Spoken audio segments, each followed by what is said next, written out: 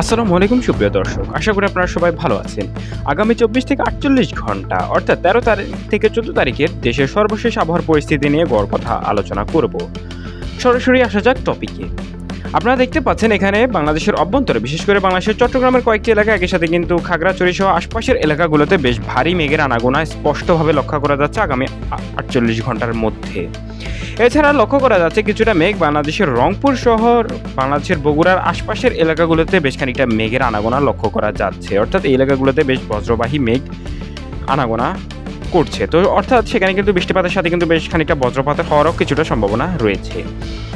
এছাড়া আমরা যদি নজর দেওয়ার চেষ্টা করি বাংলাদেশের যে বঙ্গোপসাগর রয়েছে সেখানে, তাহলে দেখতে পাচ্ছেন বঙ্গোপসাগরে কিন্তু একটু বেশ মেঘের আনাগোনা স্পষ্ট, তবে খুব একটা ভারী মেঘ কিন্তু সেখানে লক্ষ্য করা যাচ্ছে না। ছিটে ফোটা অর্থাৎ মেঘের কিন্তু বিচ্ছিন্নভাবে মেঘ কিন্তু ঘোরাফেরা করছে। তো এবার চলে আসা যাক বাংলাদেশের যে আবহাওয়ার যে অধিদপ্তরের তথ্য অনুযায়ী, একই সাথে কিন্তু রাডারের চিত্রের সাহায্যে বিশ্লেষণ করে আপনাদের জানাবো যে আগামী 24 থেকে 48 ঘন্টা দেশের অভ্যন্তরে কোথায় কোথায় বৃষ্টিপাত হতে পারে, কেমন পরিস্থিতি থাকতে পারে। দেশের অভ্যন্তরে আগামী 13 তারিখের মধ্যে খুব একটা বৃষ্টিপাতের সম্ভাবনা নেই। শুধুমাত্র বরিশালের কয়েকটি এলাকা, একই সাথে কিন্তু চট্টগ্রামের কয়েকটি এলাকাতে মাঝারি ধরনের বৃষ্টিপাত হবে। বরিশালের মধ্যে 10টার দিকে আগামীকালকে অর্থাৎ শুক্রবার 13 তারিখ 10টা নাগাদ বরিশালের ভোলা, বোরানুদ্দিন, লালমোহন, চরফাশন, মুন্সিগঞ্জ সহ আশপাশের এলাকাগুলোতে কিছুটা মেঘলা আকাশ জড়া হয়ে বৃষ্টিপাতের কিছুটা সম্ভাবনা রয়েছে। এছাড়া বাংলাদেশের সিলেটের আশপাশে সিলেটের মৌলভীবাজার, জৈন্তাপুর, একই সাথে বিশ্বরামপুর এই এলাকাগুলোর দিকে কিছুটা মেঘলা আকাশ থাকতে পারে। এছাড়া দেশের অভ্যন্তরে আর কোথাও কোনো বৃষ্টিপাতের সম্ভাবনা নেই। প্রত্যেকটা এলাকাতেই বেশ তাপদাহ চলার সম্ভাবনা রয়েছে।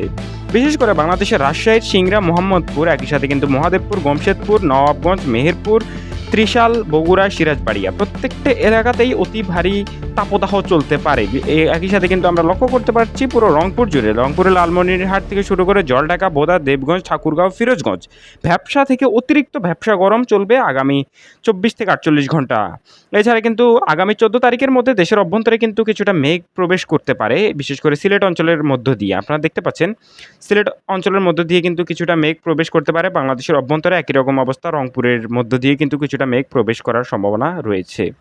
তো তার ফলে কিন্তু দেশের অভ্যন্তরে আবার কিছুটা বৃষ্টিপাত হতে পারে, অর্থাৎ ভ্যাপসা গরমের যে অত্যাচার সেটা কিন্তু আবার কিছুটা কমে যেতে পারে 14 তারিখের পরে, অর্থাৎ 15-16 তারিখের মধ্যেই। তো 13 তারিখ ঠিক রাতের দিকে বাংলাদেশের অভ্যন্তরে কয়েকটি এলাকাতে আবারও বৃষ্টিপাত লক্ষ্য করা যাচ্ছে। বিশেষ করে বাংলাদেশের রাঙ্গামাটি, বিলাইছড়ি, লাংদুধ, খাগড়াছড়ি, দিঘিনালা, ফটিকছড়ি উপজেলা, রাজস্থলী, রাওয়াঞ্চড়ি, সাতকানিয়া প্রত্যেকটা এলাকাতেই মাঝারি ধরনের বৃষ্টিপাত হতে পারে রাতের দিকে 13 তারিখ। তো এই ছিল সর্বশেষ আপডেট আবহাওয়া নিয়ে 13 তারিখ।